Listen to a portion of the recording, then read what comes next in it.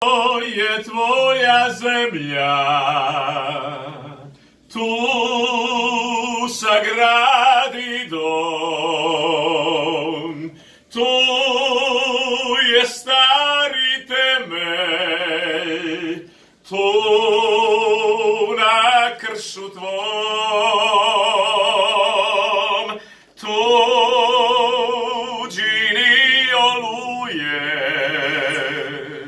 kidali su nju, ali još uvijek tu je, sve dok mi smo tu, mi smo tu.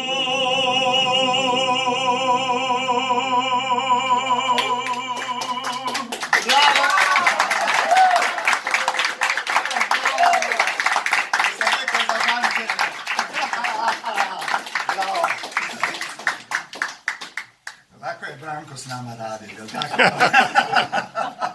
Ljudi, naravno, ti to ste i prepitali, ima ko što pitao.